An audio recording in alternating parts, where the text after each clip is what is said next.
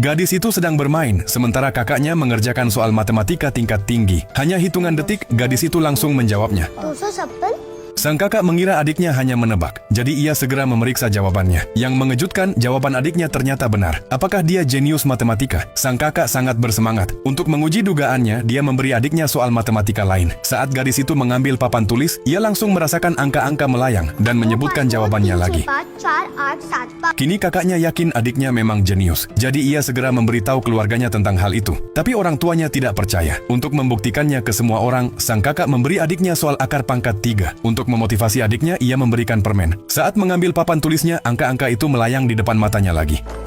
512 जो 8 गुना 8 गुना 8 भी हो सकता है। Ayahnya pun juga terkejut, sadar bahwa putrinya adalah jenius matematika. Jadi ayahnya mengirimnya ke sekolah untuk menunjukkan kemampuan berhitungnya. Lalu guru memberikan soal akar pangkat 3 dengan angka 10 digit. Pertama-tama ia menghapus pemisahnya, lalu ia dengan mudah menghitung jawabannya. Semua orang bertepuk tangan untuknya. Gadis itu seperti komputer otak manusia, namun sang ayah tidak mengizinkannya pergi ke sekolah. Sebaliknya ia memanfaatkannya untuk menghasilkan uang. Gadis itu sangat kecewa. Malam itu saat gadis itu pulang, ia melihat kakaknya telah meninggal karena sakit. Ia dengan marah dan bertanya mengapa ibunya tidak membawanya ke rumah sakit. Ternyata ayahnya tidak ingin mengeluarkan uang. Gadis itu sangat sedih. Ia menyimpan dendam pada ibunya. Gadis itu membuat keputusan berani. Ketika dewasa, ia pergi sendirian ke London, Inggris. Wanita itu menantang semua soal aritmatika yang diberikan oleh profesor matematika. Dalam waktu kurang dari 1 menit, wanita itu menyelesaikan 5 soal sekaligus. Para profesor terkejut karena kecepatan perhitungannya telah melebihi komputer. Ia pun menjadi terkenal, bahkan membuatnya muncul di halaman depan koran. Namun wanita itu kehilangan dirinya. Demi untuk karir, ia bahkan meninggalkan suaminya.